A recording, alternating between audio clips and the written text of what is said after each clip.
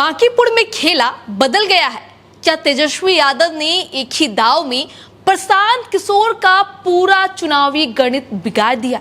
जिस सीट पर सबकी नजर थी वहां मुकाबला सिर्फ बीजेपी बनाम विपक्ष नहीं बल्कि विपक्ष बनाम विपक्ष भी बनता दिख रहा है। आखिर आरजेडी ने रेखा गुप्ता को मैदान में उतारकर क्या संदेश दिया है? क्या इससे सबसे बड़ा नुकसान प्रशांत किशोर को होगा?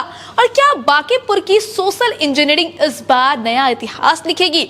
आखिर क्या कुछ है पूरा मामला और कैसे तेजस्वी ने प्रशांत किशोर का खेल बिगाड़ा है? आइए जानते हैं इस पूरी रिपोर्ट को विस्तार से। नमस्कार, स्वराज पोस्ट देख रहे हैं आप, मैं हूं आप सभी के साथ आभा। देखिए, बांकीपुर विधानसभा उपचुनाव में आरजेडी ने रेखा गुप्ता को उम्मीदवार बनाकर चुनावी मुकाबले को पूरी तरह दिलचस्प बना दिया है।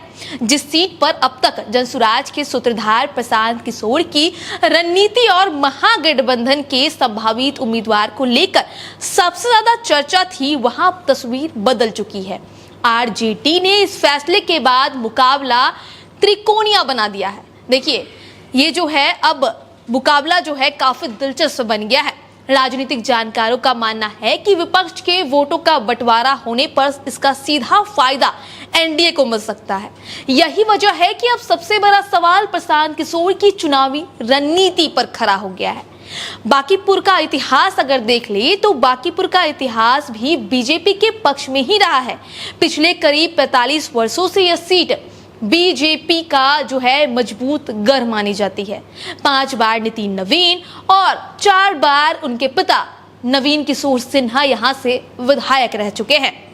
अगर पिछले चुनावों पर नजर डालें तो 2010 में बीजेपी, कांग्रेस और आरजेडी के बीच त्रिकोणीय मुकाबला हुआ था।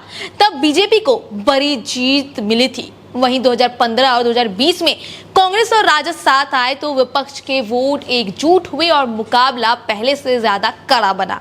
अब बात करते हैं 2025 की विधानसभा की। देखिए, 2025 विधानसभा चुनाव में 46,000 से ज्यादा वोट हासिल करने वाली रेखा गुप्ता को फिर से मैदान में उतारकर तेजस्वी यादव ने साफ कर दिया है कि राजद इस सीट पर अपना दावा छोड़ने के मूड में बिल्कुल भी नहीं है। हालांकि कांग्रेस की ओर से अभी अंतिम फैसला नहीं आया है। पार्टी के अंदर 2 तरह की चर्चाएं हो रही है। पहला चर्चा ये हो रहा है कि एक धरा सीट पर अपना दावा ठोक रहा है, जबकि दूसरी चर्चा हो रही है कि कांग्रेस प्रशांत किशोर का समर्थन कर सकती है, प्रशांत किशोर के साथ जा सकती है।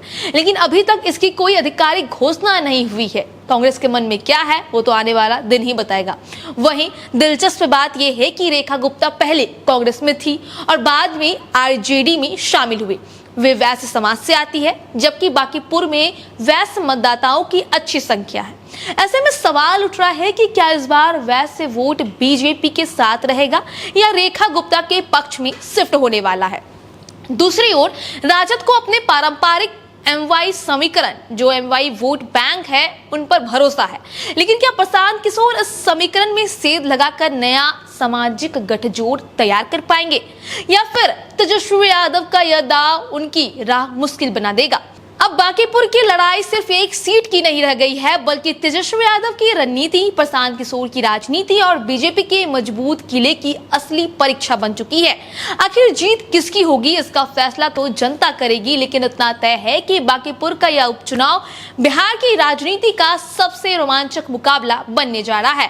अब आपसे सवाल है कि आप किसको बनते देखना चाह रहे हैं बांकीपुर का विधायक? अपनी राय हमारे कमेंट बॉक्स में जरूर बताएं और बाकी खबरों के लिए यूं ही बने रहे स्वराज पोस्ट के साथ। धन्यवाद। गोल, जहां 28 वर्षों के सफर में 18,000 से भी अधिक छात्रों ने डॉक्टर एवं इंजीनियर बनकर सफलता की ऊंची उड़ान भरे हैं, जहां साधारण छात्र भी बिहार एवं झारखंड टॉपर बनकर बड़ा इतिहास बना रहे हैं। दूरदर्शी शिक्षाविद श्री विपिन सिंह के मार्गदर्शन में मेडिकल एवं इंजीनियरिंग के लाखों छात्रों के लिए आशा की किरण के रूप में गोल, द रिजल्ट फैक्ट्री